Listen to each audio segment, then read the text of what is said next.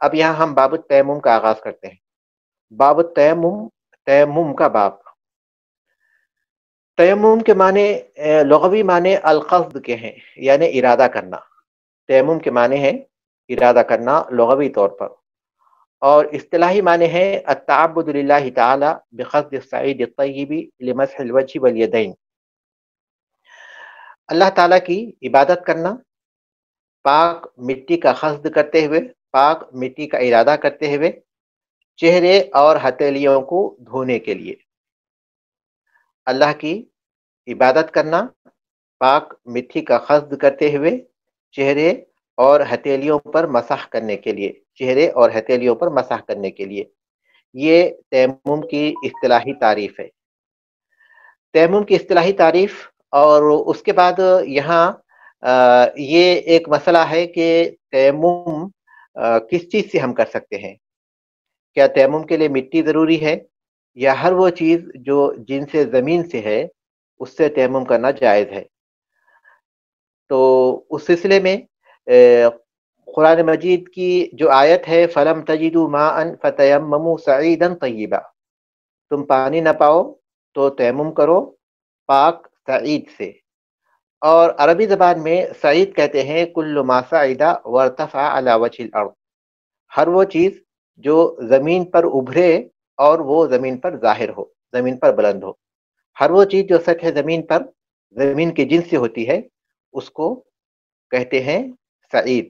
تو سعید کے یہ جو الفاظ ہیں اس سے جو مقصود ہے، اس مقصود کی وضاحت کے بعد اہل علم کے درمیان یقیناً یہ اختلاف موجود ہے، کیا مٹی ہی سے تیمم کرنا چاہیے یا پھر ہر وہ چیز جو جن سے زمین سے ہوتی ہے جیسے کہ پتھر ہے یا ریت ہے، ان تمام چیزوں سے بھی تیمم کیا جا سکتا ہے۔ تو اہل علم کا ایک طبقہ یہ کہتا ہے کہ صرف مٹی ہی سے تیمم کر سکتے ہیں، لیکن دوسرا طبقہ کہتا ہے، اور یہی قول راجح ہے کیونکہ سعید کے جو الفاظ ہیں وہ اسی پر دلالت کرتے ہیں کہ ہر وہ چیز جو زمین پر ظاہر ہوتی ہے اور زمین کے جنس سے ہے، چاہے وہ مٹی ہو، چاہے وہ پتھر ہو، چاہے وہ ریتی ہو یا وہ پتھریلی زمین ہو، ان سب سے تیمم کیا جا سکتا ہے۔ اس صورت میں انسان کے ہاتھ پر وہ چیز جو زمین کے جنس سے ہوتی ہے، اس صورت میں انسان کے ہاتھ پر مٹی کا لگنا شرط نہیں ہے، کیونکہ اگر وہ پتھر پر اگر تیمم کرے گا اور پتھر پر اپنے ہاتھ مارے گا تو اس صورت میں یہ شرط نہیں ہے کہ غبار اس کے ہاتھ کو لگے، کیونکہ وہ جنس زمین سے ہے، زمین کی جنس سے ہے۔ وہ چیز جو زمین کی جنس سے ہے یعنی زمین کے اوپر ابھرتی ہے زمین کے اندر سے، تو چاہے وہ مٹی ہو یا ریت ہو یا پتھر ہو، تو اس صورت میں غبار ہاتھ کو لگنا ضروری نہیں ہے۔ البتہ دیوار سے اگر آپ کوئی تیمم کرے، دیوار پر ہاتھ مار کر، اور دیوار پر کوئی لکڑی لگا دی گئی ہو، یا پھر یہ کہ وہ اس پر جو ہے دوسری چیزیں جیسے کہ چونا وغیرہ ہوتا ہے وہ چیزیں اس پر لگائی گئی ہوں، تو اس صورت میں یہ شرط ہوگی کہ اس پر غبار لگا ہوا ہو۔ جیسے کہ کوئی جہاز میں سفر کر رہا ہے اور اس کے پاس پانی نہیں ہے، تو ایسی صورت میں وہ اسی کی کسی کرسی کو یا پھر کسی ٹیبل کو یا پھر کوئی بھی چیز ہو اس پر اپنا ہاتھ مار کر تیمم کرنا چاہے، تو اس وقت وہ شرط ہوگی کہ وہ ضروری ہے کہ اس پر کچھ غبار ہو۔ اگر مٹی کی دیوار ہے، اس پر کوئی چیز نہیں لگی، رنگ وغیرہ کچھ بھی نہیں کیا گیا ہے، تو اس وقت یہ شرط نہیں ہوگی کہ اس میں کچھ غبار ہو، کیونکہ وہ جنس زمین سے ہی ہے۔ لیکن اگر اس پر کوئی چیز کی گئی ہو تو اس صورت میں غبار کی شرط ہے۔ تو تیمم جس چیز سے کیا جا سکتا ہے وہ سعید ہے، اور سعید ہر وہ چیز جو زمین پر ابھرتی ہے یا زمین پر بلند ہوتی ہے، اور اس کے لیے غبار ہونا شرط نہیں ہے، الا یہ کہ اس پر اگر کوئی ایسی چیز پڑی ہوئی ہو جو جن سے زمین سے نہیں ہے، تو ایسی صورت میں غبار کی شرط ہے۔ اللہ تعالیٰ نے جو بات کہی وہ یہ کہ فَتَيَمَّمُوا صَعِيدًا طَيِّبًا، ایک شرط لگائی گئی، اور وہ شرط یہ ہے کہ وہ پاکیزہ مٹی ہو، مٹی پاکیزہ ہو، یعنی اس میں کوئی نجاست نہ ہو۔ سعید یا مٹی جو بھی ہے اس کا پاک ہونا ضروری ہے، پاک ہونا ضروری ہے۔ تو امام مالک رحمۃ اللہ علیہ، امام ابو حنیفہ رحمۃ اللہ علیہ، اوزائی رحمۃ اللہ علیہ، ثوری، محمد ابن جریر تبری وغیرہ، ان تمام کا یہی مسلک ہے کہ سعید جو اس چیز کو کہتے ہیں جو زمین پر ہوتی ہے، ہر وہ چیز جو زمین پر ابھرے، چاہے وہ مٹی ہو یا غبار، مٹی ہو یا پتھر ہو یا کنکر ہو وغیرہ وغیرہ جو بھی ہوں۔ البتہ اس کے مقابلے میں شافعی، ابو یوسف، احمد، اسحاق ابن منذر، داؤد ظاہری رحمہم اللہ یہ کہتے ہیں کہ سعید سے مراد صرف مٹی ہے، دوسری چیزوں کو وہ سعید میں شمار نہیں کرتے۔ لیکن راجح وہی ہے جس کا پہلے ذکر کیا گیا کہ ان تمام چیزوں سے جو زمین پر ظاہر ہوتی ہیں تیمم کیا جا سکتا ہے، لیکن شرط یہی ہے کہ وہ نجاست سے پاک ہوں، نجاست سے پاک ہوں۔ بہرحال یہ ایک مسئلہ ہے۔ دوسرا مسئلہ اس سلسلے میں یہ ہے کہ تیمم کی کیفیت کیا ہے۔ تیمم کی کیفیت کیا ہے؟ تو تیمم کی کیفیت یہ ہے کہ زمین پر اپنے ہاتھ ماریں، دونوں ہاتھ، اپنے دونوں ہاتھ زمین پر ماریں، وہ پاک ہو۔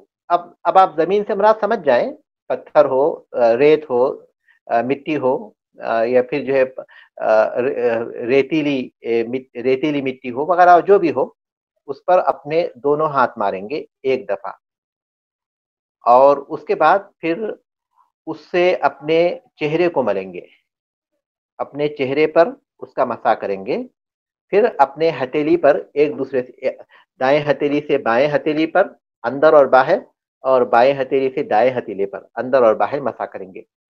تو تیمم کا طریقہ یہ ہے کہ اپنے دونوں ہاتھ زمین پر ماریں گے، اور اس کے بعد اس کو اپنے چہروں پر ملیں گے، چہرے پر مسح کریں گے، اور اس کے بعد ہتھیلیوں پر ایک ہتھیلی سے دوسری ہتھیلی پر اور دوسری ہتھیلی سے تیسری ہتھیلی پر مسح کریں گے۔ شیخ ابن باز رحمۃ اللہ علیہ نے اس کی مزید تفصیل بتائی، اور وہ یہ کہ پہلے بسم اللہ کہیں گے، کیونکہ تیمم وضو کے بدل ہے، تو وضو کے آغاز میں بسم اللہ کہا جاتا ہے، تو تیمم کے آغاز میں بسم اللہ کہیں گے، اور اس کے بعد دونوں ہاتھوں کو، دونوں ہتھیلیوں کو مٹی پر ماریں گے، اور اسے اپنے چہرے اور اپنے ہتھیلیوں پر مل لیں گے، اور اس کے بعد وضو کے بعد کی جو دعا ہے تیمم کے آخر میں بھی پڑھیں گے، اشہد ان لا الہ الا اللہ وحدہ لا شریک لہ واشہد ان محمدا عبدہ ورسولہ اللہم اجعلنی من التوابین واجعلنی من المتطہرین۔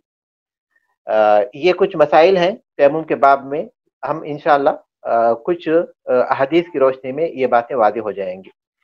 باب التیمم، تیمم کا باب۔ عن جابر بن عبداللہ رضی اللہ تعالیٰ عنہ ان نبی صلی اللہ علیہ وسلم قال، جابر بن عبداللہ رضی اللہ تعالیٰ عنہ سے روایت ہے کہ نبی کریم صلی اللہ علیہ وسلم نے فرمایا، اعطیت خمسا لم یعطہن احد قبلی، 5 چیزیں دی گئیں مجھے، 5 چیزیں دی گئیں مجھ سے پہلے کسی کو وہ چیزیں نہیں دی گئیں۔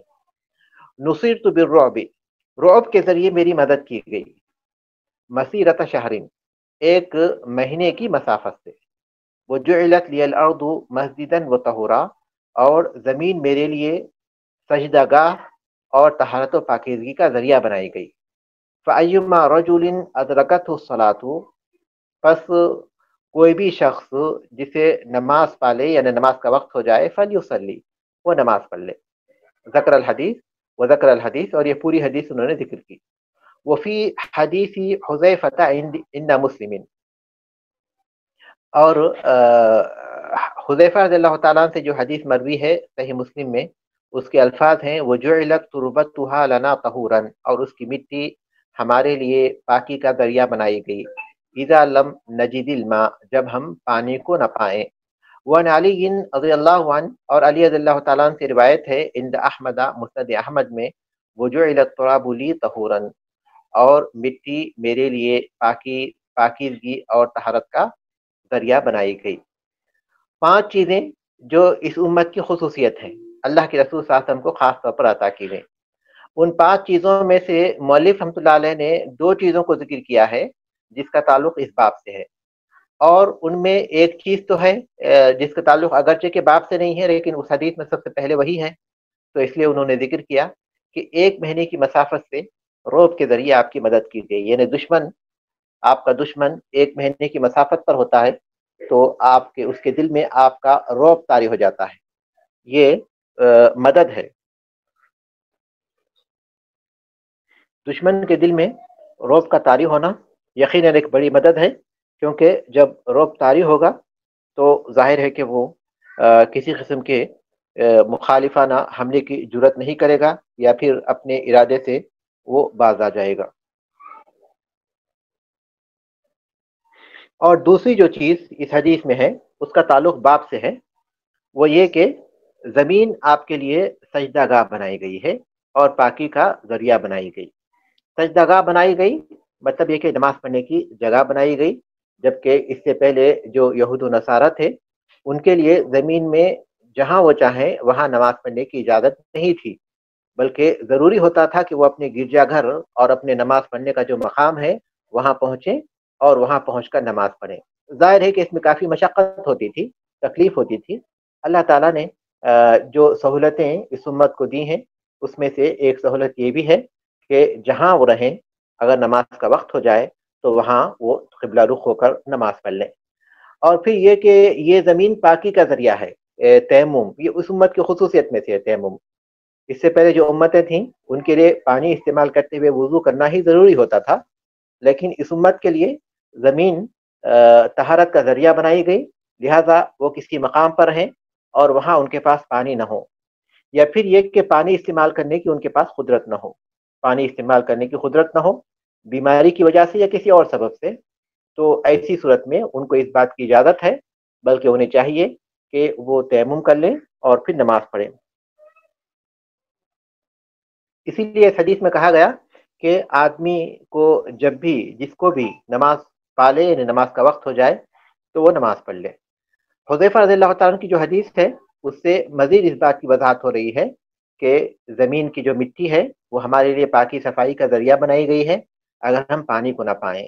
اور اسی طرح علی رضی اللہ تعالیٰ عنہ سے جو مروی حدیث ہے اس میں اسی بات کی تاکید ہوتی ہے کہ پانی ہمارے لیے زمین ہمارے لیے پاکی حاصل کرنے کا ذریعہ ہے، پاکی حاصل کرنے کا ذریعہ ہے۔ یہ جو پوری حدیث ہے، ایک حدیث 5 چیزوں کے ساتھ آئی ہے، ایک حدیث 6 چیزوں کے ساتھ آئی ہے، 5 چیزیں یا 6 چیزیں جو اللہ کے رسول صلی اللہ علیہ وسلم کو دی گئیں، اور اس میں اوٹی تو جوامع الکلم ہے۔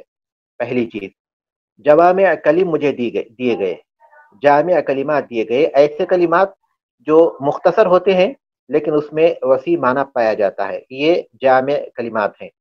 ایسے کلمات جو مختصر ہیں لیکن مفہوم اس میں بہت زیادہ پایا جاتا ہے، یہ جوامع کلم ہے جس کے ذریعے آپ کی مدد کی گئی۔ فضلت علی انبیاء بستین کے الفاظ ہیں کہ دوسرے نبیوں پر مجھے فضیلت دی گئی ان 6 اشیاء کے ذریعے۔ 6 اشیاء حصر کے لیے نہیں ہے، یہاں 6 اشیاء ذکر کی گئی ہیں، اس کے علاوہ بھی اور چیزیں ہیں۔ اس میں سب سے پہلی چیز ہے اعطیت جوامع الکلم، جامع کلمات مجھے دیے گئے، اور دوسری چیز ہے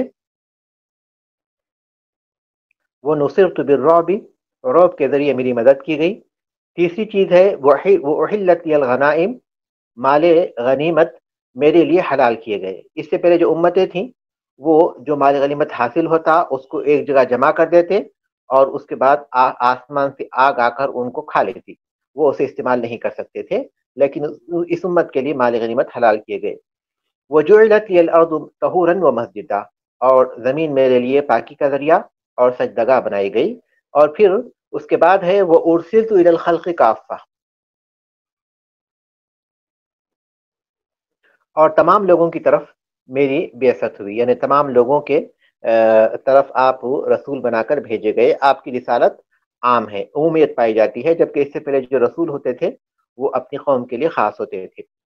پھر اس کے بعد ہے وہ ختم بی النبیون، اور میرے ذریعے نبیوں کا خاتمہ کیا گیا، یعنی نبوت کا خاتمہ کیا گیا، آپ کے بعد کوئی نبی نہیں آئے گا۔ اس کے علاوہ ظاہر ہے کہ شفاعت کبریٰ ہے جو قیامت میں اللہ تبارک تعالیٰ آپ صلی اللہ علیہ وسلم کو عطا کریں گے، اور آپ کی سفارش کے بعد ہی لوگوں کے حساب و کتاب کا آغاز ہوگا، جیسا کہ تفصیل سے احادیث میں آتا ہے۔ اس کے بعد حدیث ہے وعن عمار بن یاسر رضی اللہ عنہ، وعن عمار بن یاسر رضی اللہ عنہما قال، عمار بن یاسر رضی اللہ تعالیٰ عنہما سے روایت ہے، کہتے ہیں بعثني النبی صلی اللہ علیہ وسلم فی حاجہ، رسول اللہ صلی اللہ علیہ وسلم نے مجھے ایک ضرورت سے بھیجا، فاجنبت، میں جنوبی ہو گیا، فلم اجد الماء، اور میں نے پانی نہیں پایا، یعنی پانی مجھے نہیں ملا، فتمرغت فی الصعید کما تمرغ الدابہ، میں مٹی میں اس طرح لوٹ پوٹ ہوا جس طرح چوپایا لوٹ پوٹ ہوتا ہے، مٹی میں اس طرح لوٹ پوٹ ہوا جیسے چوپایا لوٹ پوٹ ہوتا ہے۔ ثم اتیت النبی صلی اللہ علیہ وسلم فذکرت له، پھر میں نبی کریم صلی اللہ علیہ وسلم کے پاس آیا اور میں نے اس بات کا آپ سے ذکر کیا۔ فقال، آپ صلی اللہ علیہ وسلم نے فرمایا، انما کان یکفیک ان تقول بیدیک ہکذا، تمہارے لیے یہ کافی تھا کہ تم اپنے دونوں ہاتھوں سے اس طرح کرو، تمہارے لیے یہ کافی تھا کہ اپنے دونوں ہاتھوں سے تم اس طرح کرو۔ ثم ضرب بیدیہ الارض، پھر آپ نے اپنے دونوں ہاتھوں سے زمین کو مارا، ضربۃ واحدۃ، ایک ہی دفعہ۔ ثم مسح الشمال علی الیمین، پھر اپنے بائیں ہاتھ سے اپنے دائیں ہاتھ پر آپ نے مسح کیا، وظاہر کفیہ، اور اپنے دونوں ہتھیلیوں کے اوپری حصے میں بھی، اس کی پشت پر بھی ووجہہ، اور اپنے چہرے پر بھی، متفق علیہ۔ یہ حدیث متفق علیہ ہے، واللفظ لمسلم، اور الفاظ مسلم کے ہیں، متفق علیہ ہے، الفاظ مسلم کے ہیں۔ یہاں یہ تیمم کی کیفیت کے سلسلے میں سب سے صحیح حدیث ہے، جیسے کہ اہل علم کہتے ہیں، تیمم کی کیفیت کے سلسلے میں جو سب سے صحیح حدیث ہے وہ یہی ہے، اور تیمم کی یہی کیفیت ہے، لہذا تیمم کے لیے زمین پر ایک دفعہ ماریں گے، دو دفعہ نہیں ہے، اور اپنے یعنی دو دفعہ نہیں کا مطلب یہ کہ ہاتھ کے لیے، ہتھیلیوں کے لیے ایک دفعہ، چہرے کے لیے ایک دفعہ، ایسا نہیں ہے، بلکہ ایک ہی دفعہ زمین پر اپنے دونوں ہتھیلیوں سے ماریں گے، دو دفعہ نہیں ہے۔ اور دوسرا یہ کہ مسح صرف ہتھیلیوں کا ہے، ہاتھ کا نہیں ہے، یعنی کوہنیوں تک نہیں ہے، کوہنیوں تک مسح نہیں ہے بلکہ ہاتھ کا ہے۔ اور پھر تیسرا یہ کہ پہلے اپنے چہرے کا مسح کریں گے اور اس کے بعد اپنے ہتھیلیوں کا مسح کریں گے۔ اس حدیث میں جو بات بیان کی گئی ہے وہ ظاہر کفہ وجہہ، یہ ترتیب کے لیے نہیں ہے بلکہ یہ ذکر کے لیے ہے، دونوں چیزوں کا ذکر کیا گیا۔ البتہ قرآن مجید کو ہم پڑھتے ہیں تو اللہ تبارک تعالیٰ نے فرمایا کہ فَلَمْ تَجِدُوا مَاءً فَتَيَمَّمُوا صَعِيدًا طَيِّبًا، اگر تم پانی نہ پاؤ تو پاک مٹی سے تم تیمم کرو، فَامْسَحُوا بِوُجُوهِكُمْ وَأَيْدِيكُمْ، یہاں اللہ نے ترتیب کے ساتھ بیان کیا، دیکھیں کہ تم مسح کرو اپنے چہروں اور اپنے ہاتھوں کا۔ ہاتھ یہاں مطلق ہے، ہاتھ یہاں مطلق ہے، لیکن حدیث سے اس کی تحدید ہو جاتی ہے، اس کی تقیید ہو جاتی ہے، حدیث سے اس کی تقیید ہو جاتی ہے کہ وہ ہتھیلیوں تک ہے۔ تو دونوں ہتھیلیوں کو زمین پر ماریں گے، اس کے بعد پھر اپنے چہرے کا مسح کریں گے اور اس کے بعد اپنے ہتھیلیوں کا مسح کریں گے۔ یہ سب سے صحیح کیفیت ہے، اس کے علاوہ جتنی بھی کیفیتیں بیان کی گئی ہیں وہ کسی نہ کسی حیثیت سے ضعیف ہیں۔ وہ فی روایت البخاری، اور بخاری کی ایک روایت میں ہے، وضرب بکفیہ الارض، اور اپنے دونوں ہتھیلیوں سے آپ نے زمین کو مارا، ونفخ فیہما، اور ان میں پھونک ماری، ثم مسح بہما وجہہ وکفیہ، پھر آپ نے ان کے ذریعے اپنے چہرے اور اپنے ہتھیلیوں پر مسح کیا۔ جہاں تک اپنے ہاتھ میں پھونک مارنے کا سوال ہے تو اس سلسلے میں بہت سے اقوال ہیں، لیکن جو قول قرین الی ثواب ہے، ثواب کے زیادہ قریب ہے، وہ یہ ہے کہ اگر مٹی زیادہ لگ گئی ہو تو اس میں پھونکیں گے، اگر مٹی زیادہ نہیں لگی ہے تو پھر پھونکنے کی ضرورت نہیں ہے۔ اپنے ہتھیلیوں پر پھونکنے کا جہاں تک تعلق ہے تو اگر مٹی زیادہ ہو تو اس کو پھونکیں گے، اگر نہیں ہے تو نہیں پھونکیں گے۔ اس حدیث میں اگر ہم ایک بات غور کرتے ہیں وہ یہ کہ عمار ابن یاسر رضی اللہ تعالیٰ عنہ کو رسول اللہ صلی اللہ علیہ وسلم نے کسی ضرورت کے لیے روانہ کیا، جنابت ان کو لاحق ہو گئی، پانی نہیں ملا تو انہیں معلوم نہیں تھا کہ اب کیا کرنا چاہیے، تو انہوں نے سوچا کہ جنابت میں جس طرح آدمی مکمل غسل کرتا ہے، اپنے پورے جسم پر پانی پہنچاتا ہے، اسی طرح ہو سکتا ہے کہ جب وہ مٹی سے تیمم کرنا ہے تو وضو کرنا ہو تو شاید تیمم ہو، لیکن اگر وضو نہیں کرنا ہے تو اس کا مطلب یہ کہ پورے جسم پر مٹی پہنچانا ہوگا، جیسے پورے جسم پر پانی پہنچاتے تھے اسی طرح ہو سکتا ہے کہ جنابت لاحق ہو گئی ہو تو پورے جسم پر مٹی پہنچانا ہوگا، تو یہی سوچ کر وہ زمین میں لوٹ پوٹ ہوئے، اس طرح کے ان کے پورے جسم کو مٹی لگ گئی۔ اس کے بعد انہوں نے نماز پڑھی، اللہ کے رسول صلی اللہ علیہ وسلم سے اس بات کا ذکر کیا آنے کے بعد تو آپ صلی اللہ علیہ وسلم نے ان کو تیمم کا طریقہ سکھایا۔ تو اس حدیث سے یہ بات معلوم ہوتی ہے کہ تیمم وضو کا بھی بدل ہے اور پھر غسل کا بھی بدل ہے. تیمم وضو کا بھی بدل ہے، غسل کا بھی بدل ہے. جن کاموں کے لیے دونوں کی کیفیت سیم ہی ہوگی شیخ؟ تیمم کی کیفیت ایک ہی ہے، کیفیت ایک ہی ہے دونوں کے لیے، دونوں کے لیے ایک ہی کیفیت ہے. اور تیمم کے لیے دونوں کی کیفیت ایک ہی ہے، لیکن وضو کا بھی وہ بدل ہے اور پھر غسل کا بھی بدل ہے. جن چیزوں کے لیے وضو کرنا ضروری ہے ان کے لیے بھی تیمم کافی ہے اگر تیمم کا سبب پیدا ہو جائے، یعنی پانی نہ ہو یا پھر پانی کے استعمال کی قدرت نہ ہو. اور پھر جن چیزوں سے غسل واجب ہوتا ہے ان چیزوں میں بھی غسل کا بدل تیمم ہے، کہ آدمی اگر غسل نہیں کر سکتا تو اس کے لیے اس بات کی اجازت ہے کہ وہ تیمم کر سکتا ہے. اس حدیث سے ایک اور مسئلہ معلوم ہوتا ہے، وہ مسئلہ تھوڑا سا گہرا ہے، اور وہ یہ کہ اگر کوئی شخص کسی شرعی مسئلے سے جہالت کی وجہ سے، نہ جاننے کی وجہ سے کوئی ایسا عمل کر رہا ہے، تو ایسی صورت میں جو عمل اسے مستقبل میں کرنے ہیں وہ اس کو صحیح کرنے ہوں گے، لیکن اس سے پہلے وہ جو کر چکا ہے اسے لوٹانے کا حکم نہیں دیا جائے گا. یہاں اللہ کے رسول صلی اللہ علیہ وسلم نے عمار ابن یاسر رضی اللہ تعالیٰ کو یہ نہیں کہا کہ تم نے اس طرح اپنے پورے جسم پر مٹی پہنچا کر لوٹ پوٹ ہو کر جو تم نے نماز پڑھی تھی وہ تمہاری نماز نہیں ہوئی، لہذا تم اس نماز کو لوٹا دو. یہ آپ نے نہیں کہا، بلکہ اس کو آپ صلی اللہ علیہ وسلم نے اس کے بارے میں خاموشی اختیار کی. اس کا مطلب یہ کہ وہ نماز اسی طرح قبول ہے. تو اس کا مطلب یہ ہوا کہ شرعی مسئلے سے جہالت کی وجہ سے اگر کوئی شخص کوئی ایسا عمل کرتا ہے تو اس کے بعد پھر جو عمل وہ کر چکا ہے اس کی قضا کا اسے حکم نہیں دیا جائے گا، البتہ مستقبل میں اس کو اس علم کے مطابق جو اسے حاصل ہوا ہے عمل کرنا ہے. اس کے بعد ہے عن ابن عمر رضی اللہ عنہما قال، عبداللہ ابن عمر رضی اللہ تعالیٰ عنہما سے روایت سے کہتے ہیں قال رسول اللہ صلی اللہ علیہ وسلم، رسول اللہ صلی اللہ علیہ وسلم نے فرمایا التیمم ضربتان، تیمم میں دو ضربیں ہیں، یعنی دو مرتبہ مٹی پر مارنا ہے. ضربۃ للوجہ، ایک بار چہرے کے لیے، وضربۃ للیدین الی المرفقین، اور ایک مرتبہ دونوں ہاتھوں کے لیے کوہنیوں تک. رواہ دارقطنی، دارقطنی نے اسے روایت کیا، وصحح الائمۃ وقفہ. شیخ اس یہ جو آپ نے یہ بھیجا تھا پی ڈی ایف، اس میں تو نہیں ہے الکفتین کفین؟ ہاں ہو سکتا بعض نسخوں میں ہو. ضربۃ للوجہ و ضربۃ للیدین ہے، اس میں الی الکفین نہیں ہے. جی الی الکفین نہیں ہے، وہ کتاب میں ہے للیدین الی المرفقین، یہ کتاب میں ہے.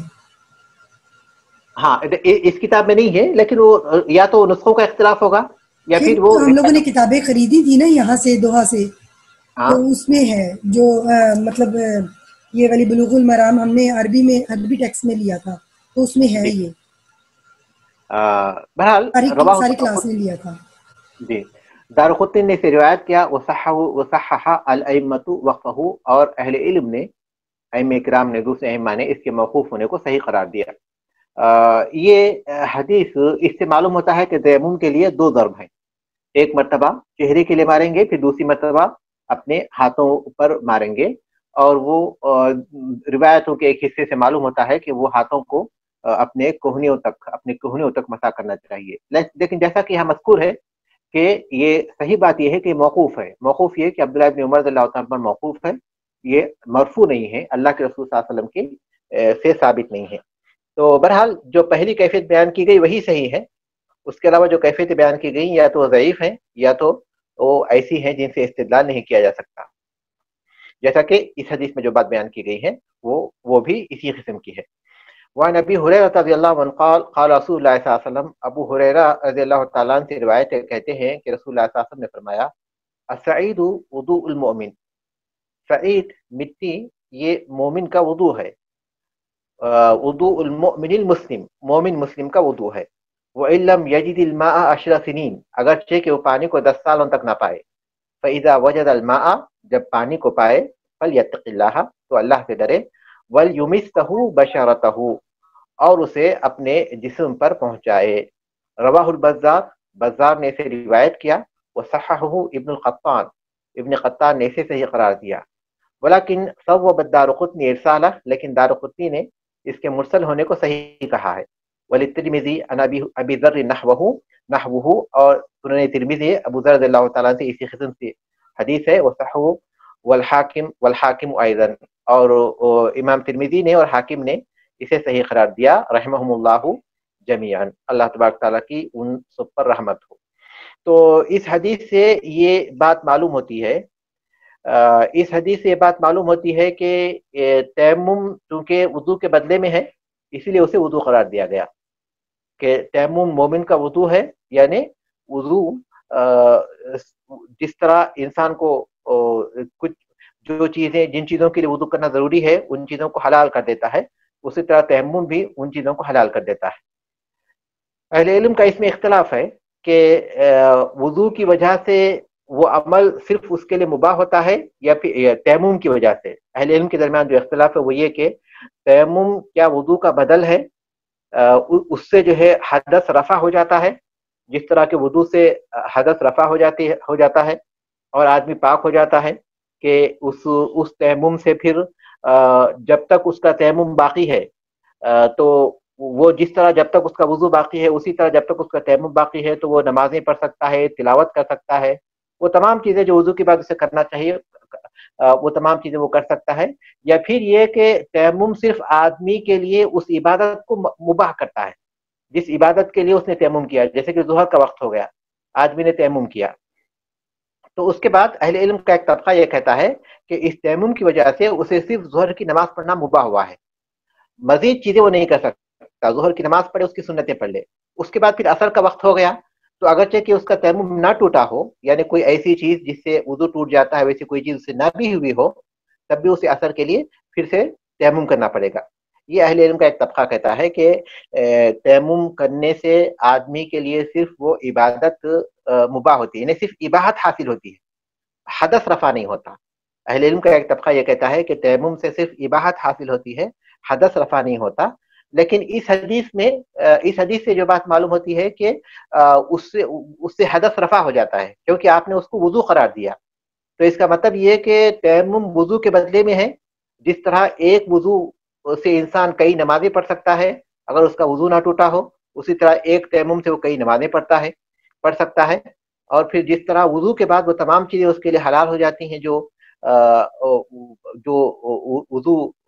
وضو کے بعد اس کے لیے وہ تمام چیزیں حلال ہو جاتی ہیں جن کے لیے وضو ضروری ہے, اسی طرح تیمم سے بھی اس کے لیے وہ ساری چیزیں حلال ہو جاتی ہیں. تو پاک مٹی ایک مومن مسلمان کا وضو ہے, اس سے بات معلوم ہوتی ہے کہ وہ وضو کے بدلے میں ہے, اور اگرچہ کہ وہ 10 سالوں تک بھی پانی کو نہ پائے, یعنی اگر وہ کسی ایسے مقام پر ہے جہاں اسے پانی دستیاب ہی نہیں ہے تو ایسی صورت میں اس کے لیے تیمم اس کا بدل ہے. اس کا مطلب یہ کہ بغیر مدت کی تحدید کے کب تک وہ تیمم کرے, 1 دن کرے, 2 دن کرے, تو اس میں کہا گیا کہ کوئی حرج نہیں ہے, کتنی بھی لمبی مدت ہو جائے تب تک وہ کر سکتا ہے.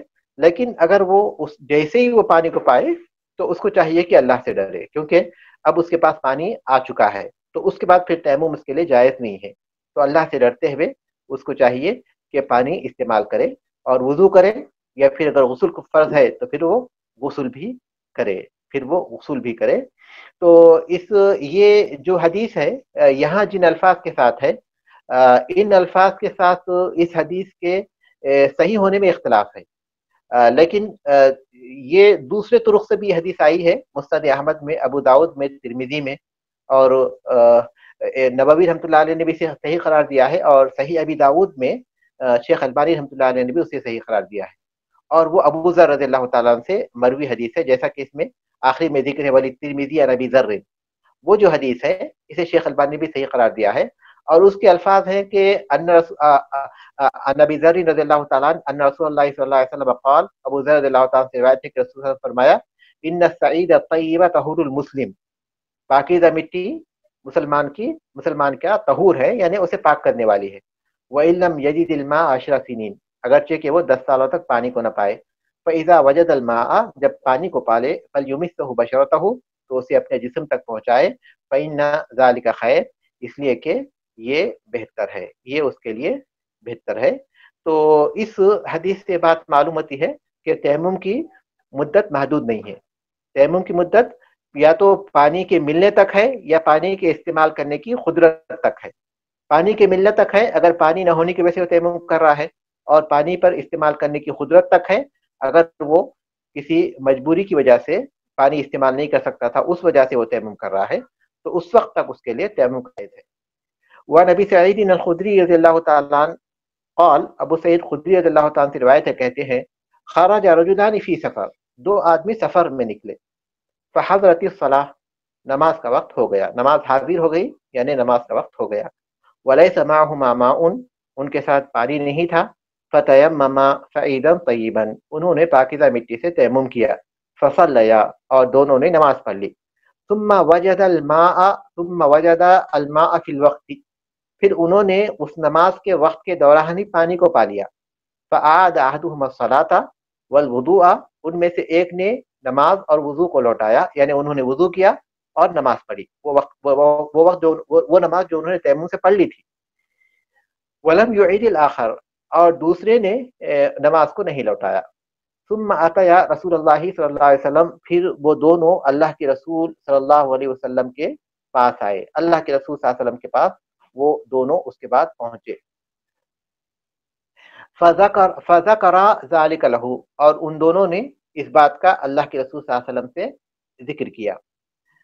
فقال للذی لم یعید، آپ صلی اللہ علیہ وسلم نے اس شخص سے کہا جس نے نماز کو نہیں لوٹایا تھا، اصبت السنہ، تم نے سنت کو پا لیا. وہ اجزأتک صلاتک، اور تمہاری نماز تمہارے لیے کافی ہے. وقال للآخر، اور دوسرے سے آپ نے فرمایا، لک الاجر مرتین، تمہارے لیے 2 مرتبہ اجر ہے. رواہ ابو داؤد والنسائی، ابو داؤد اور نسائی نے اسے روایت کیا ہے. اس حدیث سے ایک مسئلہ معلوم ہوتا ہے جو اس سے پہلے جو مسائل گزر چکے ہیں اس سے مختلف ہے. اس لیے انہوں نے مولوی رحمۃ اللہ علیہ نے اس حدیث کو اس باب میں رکھا ہے کہ 2 آدمی سفر میں تھے اور پانی نہیں تھا تو انہوں نے تیمم کی اور نماز پڑھ لیا. اس کے بعد ابھی نماز کا وقت باقی تھا کہ انہیں پانی مل گیا، تو ایک شخص نے اجتہاد کیا اور انہوں نے پانی نہ ہونے کی وجہ سے انہوں نے تیمم کیا تھا. اب پانی مل چکا ہے اور نماز کا وقت بھی ابھی باقی ہے اس لیے انہوں نے دوبارہ وضو کیا اور دوبارہ وہ نماز پڑھ لی جو وہ تیمم کر کے پڑھ چکے تھے. لیکن دوسرے صحابی نے کہا کہ ہم تو نماز پڑھ چکے ہیں، اس لیے دوبارہ نماز پڑھنے کی کوئی وجہ نہیں ہے، کیونکہ پہلی بار جب ہم نے پڑھی جب ہمارے پاس پانی نہیں تھا اس لیے ہم نے تیمم کیا تھا، تو اس طریقے سے ہمارا عمل واقع ہوا، ہمارا عمل جو واقع ہوا وہ درست طور پر واقع ہوا، تو پھر دوبارہ اس کو لوٹانے کی کوئی وجہ نہیں ہے. اللہ کے رسول صلی اللہ علیہ وسلم سے ذکر کیا تو آپ نے جنہوں نے نماز کو نہیں لوٹایا تھا ان سے کہا کہ تم نے سنت کو پا لیا. اور دوسرے صحابی کیونکہ انہوں نے 2 مرتبہ پڑھا تھا تو اس لیے ان سے کہا کہ تمہیں 2 مرتبہ اجر ہے، 1 مرتبہ اس نماز کا بھی تمہیں اجر ملے گا جو آپ نے تیمم کر کے پڑھی. جس نے نماز نہیں لوٹایا اس کو آپ نے کہا کہ تم نے سنت کو پا لیا اور تمہاری وہ نماز تمہارے لیے کافی ہے. اور جس نے نماز لوٹایا تھا آپ صلی اللہ علیہ وسلم نے ان کے بارے میں کہا کہ تمہیں 2 مرتبہ اجر ہے. 2 مرتبہ اجر ہے کیونکہ انہوں نے 2 مرتبہ وہ عمل کیا تھا، ان کو اجر ہے. تو اب سوال یہ ہے کہ اب کون سی صورتحال بہتر ہے آدمی کے لیے؟ اگر کوئی آدمی کسی ایسے مقام پر ہے جہاں پانی نہیں ملتا اور تیمم کر کے وہ نماز پڑھ لیتا ہے، تو اس کے بعد پھر وہ آگے بڑھتا ہے 1 گھنٹے کے بعد، جبکہ ابھی نماز کا وقت ہے، جیسے ظہر کا وقت ہے، ظہر کے بعد جو ہے وقت اچھا خاصا ہوتا ہے. اسی طرح آج کل کے حالات میں گرما میں عصر کے بعد بھی اچھا خاصا وقت ہوتا ہے. تو اس کے 1 گھنٹے کے بعد یا کچھ آگے جانے کے بعد اسے اگر پانی مل گیا تو کیا اس کو دوبارہ وضو کر کے نماز پڑھنا چاہیے تاکہ اسے 2 اجر ملیں، یا پھر ایک ہی اس پر اسے اکتفا کرنا چاہیے؟ تو دوسری بات صحیح ہے، یعنی اس نے نماز پڑھ لی، وہ نماز اس کے لیے کافی ہے، نماز لوٹانے کی ضرورت نہیں، کیونکہ آپ نے فرمایا کہ اصبت سنت، تم نے سنت کو پا لیا.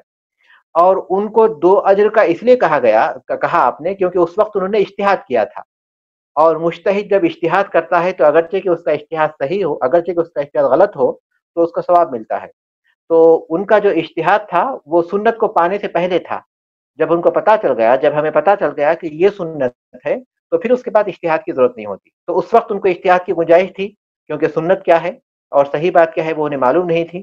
لیکن جبکہ ہمیں سنت معلوم ہو گئی ہے تو صحیح بات یہی ہے کہ نماز کو لوٹانے کی ضرورت نہیں ہے. وعن ابن عباس رضی اللہ عنہما فی قولی عز وجل، اس کے بعد والی حدیث ہے عبداللہ ابن عباس اللہ تعالیٰ عنہما سے مروی ہے، اللہ عز و جل کے اس قول کے بارے میں جو اس سلسلے میں ہے، وَإِن كُنتُم مَرْضَىٰ وَعَلَىٰ سَفَرٍ، اگر تم بیمار ہو یا سفر کی حالت میں ہو. قالا، تو اس کی تفسیر میں عبداللہ ابن عباس اللہ تعالیٰ نے فرمایا، کیا فرمایا؟ اذا كانت بالرجل الجراحة في سبيل الله، اگر کسی آدمی کو اللہ کے راستے میں کوئی زخم پہنچا ہو، والقروح، یا اسے گھاؤ لگا ہو، فیجنب، اور وہ جنوبی ہو جائے، فیخاف ان یموتا، اور اسے خوف ہو کہ وہ مر جائے گا، ان اغتسل، اگر غسل کر لے، تیمما، تو وہ تیمم کر لے گا. رواہ الدارقطنی موقوفاً، دارقطنی نے اس حدیث کو موقوف روایت کیا ہے. دارقطنی نے اس حدیث کو موقوف روایت کیا ہے. ورفعہ البزار، اور بزار نے اسے مرفوع روایت کیا ہے. وصححہ ابن خزیمہ والحاکم، اور ابن خزیمہ اور حاکم نے اسے صحیح قرار دیا ہے. بعد میں اسے عبداللہ بن عباس نے موقوف کیا اور بعد میں اسے مرفوع قرار دیا. لیکن اس میں جو مسئلہ بیان کیا گیا ہے وہ مسئلہ صحیح حدیث اور اجتہاد کے مطابق ہے، اور وہ یہ کہ کسی آدمی کو کوئی زخم لگا ہو،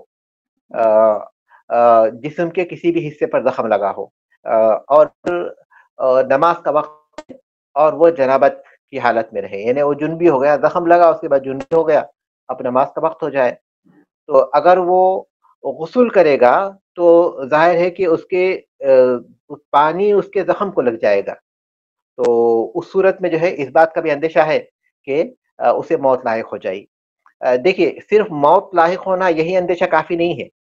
یہ اندیشہ بھی اگر ہو کہ اس سے شفا میں تاخیر ہوگی، یا اس کا زخم گہرا ہو جائے گا، یا اسے ناقابل برداشت تکلیف ہوگی، یہ ساری چیزیں اسی کے مطابق ہے. موت کا اندیشہ ہو، یا شفا میں تاخیر کا اندیشہ ہو، یا پھر دوسرے اندیشے ہوں جس کی وجہ سے اسے صحت میں مشکلات ہو سکتی ہوں، یہ تمام اندیشے ایک ہی قسم کے ہیں. تو ایسی صورت میں اسے یہ کافی ہے کہ وہ تیمم کر لے، اسے یہ کافی ہے کہ وہ تیمم کر لے. اسے دارقطنی نے موقوف روایت کیا ہے، اور بعض اہل علم نے اسے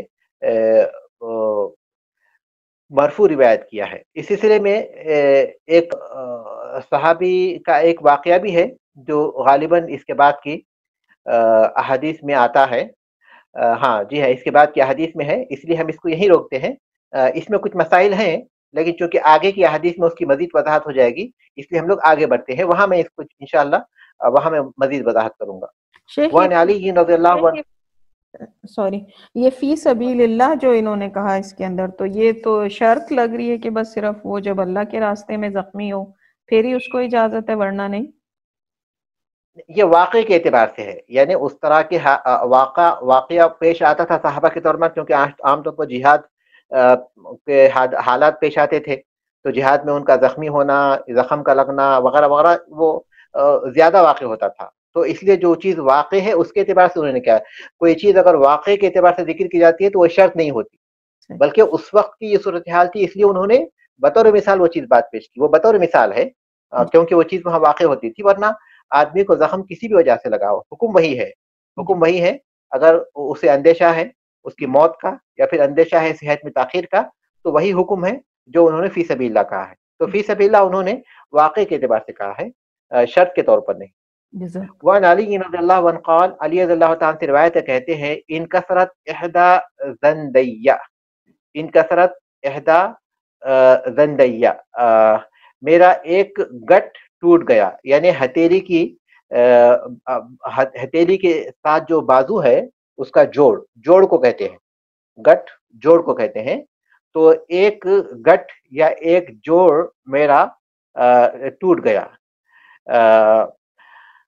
فسالت رسول اللہ صلی اللہ علیہ وسلم، رسول اللہ صلی اللہ علیہ وسلم سے میں نے پوچھا اس کے بارے میں. فامرنی ان امسح علی الجبائر، تو آپ صلی اللہ علیہ وسلم نے مجھے حکم دیا کہ میں پٹی پر مسح کر لوں.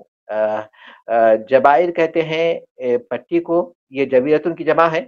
وہ پٹی چاہے کپڑے کی ہو یا پھر لکڑی کی ہو یا پھر پلاسٹک کی ہو، جو کسی ٹوٹی ہوئی ہڈی پر مضبوطی کے ساتھ باندھ دی جاتی ہے تاکہ وہ ہڈی جو ہے جڑی رہے، تو اس کو بولتے ہیں جبائر. تو آپ نے کہا کہ میں جو پٹی باندھا ہوا ہوں اس پٹی پر میں مسح کر لوں. رواہ ابن ماجہ بسند واہن جدا، ابن ماجہ نے निहायत ही ज़ईफ़ सनद से इसे रिवायत किया है। इसके ज़ईफ़ होने पर हुफ़ाज़ का गोया इत्तेफ़ाक़ है, इसके ज़ईफ़ होने पर हुफ़ाज़ का इत्तेफ़ाक़ है। लेकिन इसमें जो मसला बयान किया गया है वो आगे जो हदीसें हैं उससे सही साबित होती है, इसलिए इसमें मसला यही है जो इसमें बयान किया गया है। तो अली रज़ियल्लाहु ताला अन्हु का एक जोड़ टूट गया था और उस पर उन्होंने पट्टी बांधी हुई थी। तो आप सल्लल्लाहु अलैहि वसल्लम से पूछा कि अब मैं वुज़ू कैसे करूं, क्योंकि उस पर पट्टी बांधी हुई है। तो आप सल्लल्लाहु अलैहि वसल्लम ने फरमाया कि तुम वुज़ू करो और वहाँ पानी डालने के बजाय, उसको धोने के बजाय उस जगह पर तुम उसको धोने के बजाय तुम उसका मसा कर लिया करो। तो गया आदमी के उंगली या उसके हाथ या उसके चेहरे पर कोई जख्म हो, उन आज़ा पर जिनमें जो आज़ा वुज़ू में धोए जाते हैं, जो आज़ा वुज़ू में धोए जाते हैं, उन पर अगर कोई ज़ख्म हो और वहाँ कोई पट्टी उसने बांधी हुई हो, तो ऐसी सूरत में पानी बहाना अगर उसके लिए मुमकिन ना हो, ज़ाहिर है कि अगर कपड़े की पट्टी हो तो पानी बहाना मुमकिन नहीं, क्योंकि फिर कपड़ा गीला हो जाएगा तो उसके लिए मुश्किल हो जाएगी, ज़ख्म जो है और जो है गीला हो जाएगा। तो ऐसी सूरत में जबकि वो पानी नहीं बहा सकता हो, तो ऐसी सूरत में वो पट्टियों पर मसा कर ले। इसके बाद की जो हदीस है वो है वन जाबिरिन रज़ियल्लाहु अन्हु, और जाबिर रज़ियल्लाहु ताला अन्हु से मरवी है, फिर रजुलिल लज़ी शुज्जा, उस आदमी के बारे में जो जख्मी हो गया था, जिसके सर पर जख्म आ गया था। फ़ग़तसला फ़माता, तो उसने गुस्ल किया और उसकी मौत वाक़ई हो गई। उसने गुस्ल किया और उसकी मौत वाक़ई हो गई। इन्नमा कान यकफ़ीही अन यतयम्ममा, आपने उसके बारे में कहा कि उसके लिए ये काफ़ी था कि वो तयम्मुम कर लेता, व यस्इबा अला जुरहिही, और अपने ज़ख्म पर पट्टी बांध लेता, खिरक़तन, किसी कपड़े की पट्टी, सुम्मा यमसह अलैहा, फिर उस पर मसा कर लेता, व यग़सिलु साइरा जसदिही, और अपने सारे जिस्म पर वो पानी बहा लेता। रवाहु अबू दाऊद बिसनदिन फ़ीही ज़अफ़ुन, अबू दाऊद ने इसे रिवायत किया है ऐसी सनद के साथ जिसमें कमज़ोरी पाई जाती है, ऐसी सनद के साथ जिसमें कमज़ोरी पाई जाती है, अला रावी ही, उसके रावियों में। इस हदीस में एक वाक़या बयान किया गया है, और वाक़या ये है कि कुछ सहाबा किसी मुहिम पर गए हुए थे, जिहाद की किसी मुहिम पर। तो उनमें से कोई सहाबी थे, उनको किसी दुश्मन का कोई पत्थर लगा और और उनके सर पर ज़ख्म आ गया। फिर उसके बाद किसी वक़्त वो जुनबी भी हो गए। तो अब उन्होंने सवाल किया अपने साथियों से कि अब वो क्या करें? तो उन लोगों ने कहा कि तुम जुनबी वाक़ई हो चुके हो, तो इसलिए तुम्हारे लिए कोई रुख़्सत नहीं है कि तुम तयम्मुम करो। ज़ाहिर है कि तयम्मुम का हुक्म ग़ालिबन उस वक़्त तक नहीं था, या फिर हुक्म था, या फिर वो सारी बातें वाज़ेह नहीं थी। तो जो मौजूद सहाबा थे उनके साथ उन्होंने यही कहा कि तुम्हें गुस्ल करना होगा, तो उन्होंने गुस्ल किया। उसके बाद उनकी मौत वाक़ई हो गई उसकी वजह से। तो अल्लाह के रसूल सल्लल्लाहु अलैहि वसल्लम ने फरमाया कि उन लोगों ने उनको कत्ल कर दिया, गलत मसला देकर। आदमी को चाहिए कि अगर कोई बात मालूम ना हो तो उससे उसके बारे में सवाल कर ले, मालूमात कर ले, गलत किस्म की बातें बयान न करे। फिर आपने ये बात बयान की कि उनके लिए सिर्फ इतना काफ़ी था कि वो तयम्मुम कर लेते और अपने ज़ख्म पर कोई पट्टी बांध लेते और उसके ऊपर मसा कर लेते और अपने सारे बदन पर पानी बहाते। बहरहाल अब यहाँ हम लोग कुछ खुलासा बोलेंगे इस मसले का कि आदमी के जिस्म पर अगर पट्टी बंधी हो, अगर तो पहली बात ये है कि पट्टी उन आज़ा पर लगी हो जिनको वुज़ू में धोया जाता है, तो उसका भी यही हुक्म है, या फिर पट्टी जिस्म के किसी भी हिस्से पर लगी हो लेकिन उस पर गुस्ल वाजिब हो चुका हो। पट्टी वुज़ू के आज़ा पर लगी हुई हो, या फिर ये कि जिस्म में कहीं भी लगी हुई है लेकिन उस पर गुस्ल वाजिब हो चुका है। तो ऐसी सूरत में अहले इल्म जो कहते हैं तमाम अहादीस की रोशनी में, वो यही कि अगर आदमी उस पट्टी पर से पानी गुजार सकता है तो वो उसके लिए काफ़ी है, यानी उस पट्टी पर से पानी गुजार दे। जैसे कि पूरे जिस्म पर से पानी गुजारता है, उसी तरह उस पट्टी पर से पानी وہ گزار دے. اور اگر وہ پٹی پر سے پانی نہیں گزار سکتا اور اس پر وہ مسح کر سکتا ہے تو اس پر مسح کر لے، جیسا کہ کچھ احادیث میں یہ بات بیان کی گئی. یعنی وہ اتنے حصے کو چھوڑ دے گا، بدن کے اتنے حصے کو چھوڑ دے گا. اگر غسل وہ کر رہا ہے یا وضو کر رہا ہے تو اعضاء وضو میں سے کسی عضو پر ہے تو اتنے حصے کو وہ چھوڑ دے گا، باقی تمام حصے پر جو ہے وہ پانی پہنچائے گا اور پھر اتنے حصے کو وہ چھوڑ دے گا. اور اس جگہ پر اگر وہ مسح کر سکتا ہے تو مسح کر لے گا، اس جگہ پر اگر وہ مسح کرتا ہے تو مسح کر لے گا. بعض اہل علم کہتے ہیں کہ جس جگہ پر وہ دھو نہیں سکتا اس جگہ کے بدلے میں اسے تیمم کرنا چاہیے. اہل علم کا ایک طبقہ یہ کہتا ہے کہ جس جگہ پر وہ دھو نہیں سکتا، مثال کے طور پر وہ وضو کر رہا ہے اور وضو کرنے کے بعد اس نے اپنا چہرہ دھو لیا اور چہرہ دھونے کے بعد اپنا ہاتھ اسے دھونا چاہیے تھا، تو لیکن وہ ہاتھ کو دھو نہیں سکتا کیونکہ اس کے ہاتھ پر زخم لگا ہوا ہے. تو اہل علم کہتے ہیں کہ اس کو چاہیے کہ چہرہ دھونے کے بعد پھر وہ تیمم کر لے. کس کے بدلے میں؟ اپنے ہاتھ کو وہ چونکہ پانی نہیں پہنچا سکتا، دھو نہیں سکتا، اس کے بدلے میں وہ تیمم کرے گا. تو ظاہر ہے کہ اب اس کے پاس کوئی کپڑا ہونا پڑے گا جہاں سے وہ اپنے گیلے ہاتھوں کو جو سوکھا کر لے. ورنہ اس حالت میں اگر وہ پانی پہنچائے گا تو اس حالت میں اگر وہ اپنے مٹی پر جو ہے اپنا ہاتھ مارے گا تو ظاہر ہے کہ مٹی اس کے ہاتھ کو لگ جائے گی. تو بہرحال جو چیز اہل علم کا طبقہ کہتا ہے وہ یہ کہ اگر وہ ہاتھوں کو دھو نہیں سکتا تو وہ تیمم کرے گا ترتیب کے ساتھ. اس کے بعد پھر تیمم کرنے کے بعد اپنے سر کا مسح کرے گا، پھر اپنے پیروں کو دھوئے گا. تو یہ مسئلہ ہے. یعنی اہل علم کا ایک طبقہ یہ کہتا ہے کہ اگر وہ کسی مقام کو نہیں دھو سکتا ہے تو اس مقام کو وہ تیمم کے ذریعے اس کی کمی کو پورا کرے گا. اگر پٹی اس کے پر بندھی ہوئی ہے اور پٹی پر پانی بہا سکتا ہے تو وہ پٹی پر پانی بہا لے، اور اگر پٹی پر پانی نہیں بہا سکتا تو ایسی صورت میں وہ مسح کرتا ہے تو مسح کر لے. اگر وہ مسح بھی نہیں کر سکتا تو ایسی صورت میں اس کے بدلے میں اسے تیمم کرنا ہوگا. جس عضو پر، یعنی جس عضو کو دھونا ضروری تھا لیکن وہ دھو نہیں پا رہا ہے تو اس کی جگہ پر وہ تیمم کر لے. وعن ابن عباس رضی اللہ عنہما قال، عبداللہ ابن عباس رضی اللہ تعالیٰ عنہما سے روایت ہے، کہتے ہیں من السنتی اللہ یصلی الرجل بالتیمم الا صلاۃ واحدۃ. سنت یہ ہے کہ آدمی تیمم سے نہ نماز پڑھے مگر ایک ہی نماز. ثم یتیمم للصلاۃ الاخری، پھر دوسری نماز کے لیے دوسرا تیمم کرے. رواہ الدارقطنی باسناد ضعیف جدا، دارقطنی نے اسے بہت ہی ضعیف سند سے روایت کیا ہے. جیسا کہ اس سے پہلے اس بات کا ذکر آیا کہ اہل علم کا ایک طبقہ یہ کہتا ہے کہ تیمم صرف اباحت کے لیے ہے، اس ایک عمل کے لیے جس کے لیے وہ تیمم کرتا ہے. ان کے دلائل میں سے یہ حدیث ہے، لیکن ظاہر ہے کہ یہ حدیث ضعیف ہے. صحابی جب کہے کہ یہ سنت میں سے ہے تو اس میں کوئی شک نہیں کہ اللہ کے رسول صلی اللہ علیہ وسلم کا عمل ہے، اسی کو وہ سنت کہتے ہیں.